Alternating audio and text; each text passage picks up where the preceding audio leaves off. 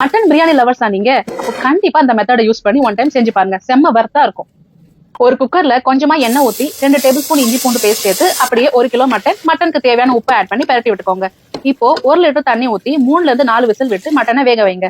பிரியாணி சட்டியில ஒரு 150 ml எண்ணெய் ஊத்தி அன்னாசி பூ 2, லவங்கம் 8, ஏலக்காய் 5, பட்டை 3 துண்டு சேர்த்து 200 கிராம் பெரிய வெங்காயத்தை கட் பண்ணி பொன்னிறமா வதக்கிக்கோங்க. இஞ்சி பூண்டு பேஸ்ட் 150 கிராம் சேர்த்து நல்லா பச்சை வாசனை போக வதக்கிக்கோங்க. இந்த 150 கிராம் இஞ்சி பூண்டு பேஸ்ட் இருந்து தான் மட்டன் வேக வைக்கிறதுக்கும் யூஸ் பண்ணிக்கணும். இப்போ 1 டேபிள் ஸ்பூன் உப்பு, 2 டேபிள் ஸ்பூன் மிளகாத்தூள், 1 டீஸ்பூன் காஷ்மீரி மிளகாத்தூள் சேர்த்து ஒரு கைப்பிடி மல்லி புதினா ஆட் பண்ணி மசாலா கூட பரட்டி விட்டுக்கோங்க. இது கூடவே 5 பச்சை மிளகாய், 100 ml தயிர், 200 கிராம் தக்காளி இதெல்லாம் அடுத்தடுத்து சேர்த்துக்கோங்க. அப்படியே ஒரு 100 கிராம் மட்டன் கொழுப்பு ஆட் பண்ணி மசாலா கூட பரட்டி விட்டுக்கோங்க.